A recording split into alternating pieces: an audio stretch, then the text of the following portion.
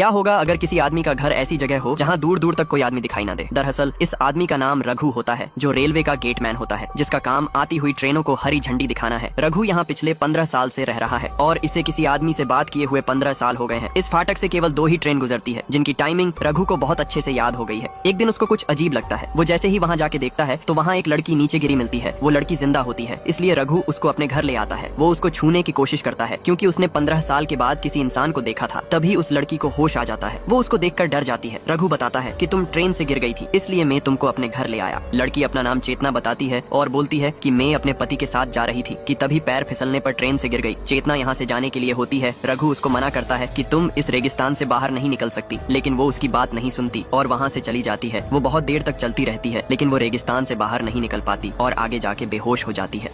चेतना को जैसे ही होश आता है, रघु उसको बताता है कि तुम यहाँ से कहीं नहीं जा सकती। यहाँ चारों ओर सिर्फ रेगिस्तान है। मैं रेलवे का गेटमैन हूँ जो यहाँ 15 साल से रह रहा हूँ। अब रात हो जाती है। रघु उसके लिए खाना बना के लाता है और चेतना के सोने का इंतजाम भी कर देता है और खुद जमीन पर सोता है। अब सुबह हो जाती है। रघु बताता है कि रेलवे वालों का दिन में एक बार कॉल आता है, लेकिन हम कॉल नहीं कर सकते। लेकिन जब कॉल आएगा तो मैं तुम्हारे बारे में रेलवे वालों को बता दूंगा। और तभी कॉल आ जाती है। लेकिन जैसे ही रघु बताने वाला होता है, चेतना कॉल को काट देती है। रघु को कुछ समझ में नहीं आता कि चेतना ने ऐसा क्यों किया। यहाँ चेतना बताती है कि मैं ट्रेन से गिरी नहीं थी, बल्कि जान के कूदी थी। वो अपने बारे में बताती है कि एक डॉक्टर हुआ करती थी। जिंचो नाम का एक लड़का मेरा पेशेंट हुआ करता था। उसका इलाज करते करते मुझे उससे प्यार हो गया था। हम दोनों साथ रहने लगे थे, लेकिन कुछ दिन बाद वो साइको जैसी हरकत करने लगा था। मुझको मारने भी लगा था। उसके डर की वजह से ही मैं उस दिन ट्रेन से कूद गई थी। इसलिए रघु को चेतना से हमदर्दी होने लगती है। चेतना यहाँ नहाने के लिए जाती है। जैसे ही रघु की नजर उस पर पड़ती है, उसको कुछ होने लगता है, क्योंकि 15 साल से रघु ने किसी लड़की को ऐसे नहीं देखा था। वो सिर्फ यहाँ रहकर ट्रेन को हरी झंडी दिखाता है। अब रघु चुपके से उसको देखने की कोशिश करता है और अपने कपड़े पहनने के लिए उसको देता है। अब चेतना नहाकर आ जाती है और उसकी फैमिली के बारे में पूछती है, लेकिन रघु बताता है कि मेरी कोई फैमिली नहीं है। चेतना उसको अपने जख्म दिखाती है जो उसके पति ने उसको दिए होते हैं और रोने लगती है। रघु बोलता है, तुम यहाँ रह सकती हो, तुम्हारा पति यहाँ कभी नहीं आ सकता। और वो उसके कंधे पर अपना सर रख देती है। तभी वहाँ कॉल आता है और रघु ट्रेन को सिग्नल देने के लिए चला जाता है। यह चेतना घर की सफाई करने लगती है और उसको